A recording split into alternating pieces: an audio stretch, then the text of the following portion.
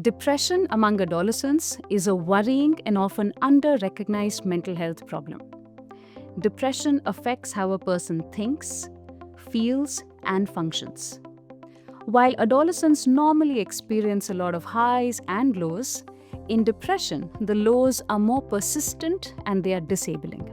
Hi, I'm Dr. Eesha Sharma, and I work as Associate Professor in the Department of Child and Adolescent Psychiatry at NIMHANS in Bangalore.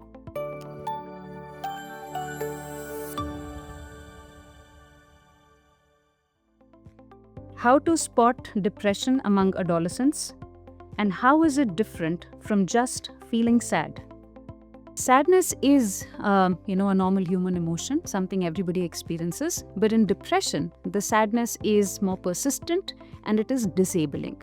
Adolescents who have depression can be very irritable, they get angry very often, they have disturbances in sleep and appetite, they might lose interest in hobbies, spending time with friends, they might not feel like studying anymore, they may be very sensitive to being criticized in even minor forms.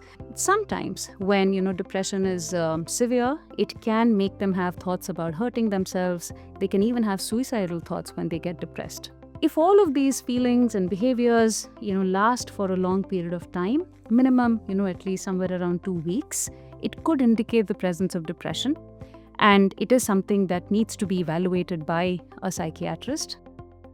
What are the common causes of depression among adolescents?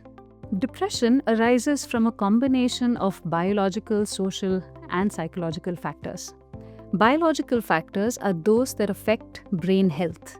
For example, if there is a family history of depression, the hormonal changes that accompany puberty, or having any pre-existing illness, all of these can affect our baseline brain health, increasing our vulnerability to depression. Psychological factors such as negative thinking styles, negative maladaptive coping, having very perfectionistic traits, low self-esteem, can again make a person more vulnerable to develop depression. Among social factors, academic and peer pressures, experiences like bullying, history of trauma and abuse, especially if it occurs during the childhood, can again, make a person more vulnerable to develop an illness like depression. Among adolescents, a common issue these days is, them spending a lot of time online that takes them away from the protective effects of social engagement. And this again can increase their vulnerability to depression. Now, it's not that, if you have any one of these factors, you can develop depression. Typically, it is a combination of these factors that together operate and increase vulnerability to an illness like depression. Can depression be treated? If so, what are the treatment options available? Yes, depression is a treatable illness. Depending upon the severity of the depression, the treatment options can be chosen. So if it is of mild to moderate severity, then typically psychological therapies such as cognitive behavior therapy is the treatment of choice. Within this, a therapist works with the young person to help them understand their symptoms better and to help them overcome the negative thoughts, emotions, and behaviors that they may be experiencing. If the depression is more severe, then it might need the use of medication in consultation with a psychiatrist. Treatment of depression, especially in young people, rests not just upon treating the young person, but also changing the environment in which they are situated.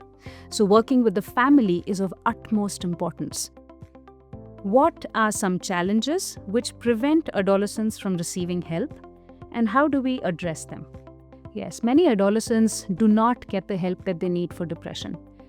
The family and the young person may not be aware of a condition like depression, so they may just not recognize the symptoms.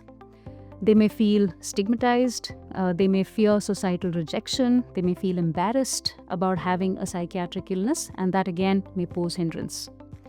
I think it is important to open up normal conversations around mental health, to educate people about depression, to create safe spaces for such conversations. It is also important to improve access to mental health professionals when young people need it. Let's break the silence around depression among adolescents. If you're a parent, a teacher, or just someone who cares, your awareness can make all the difference.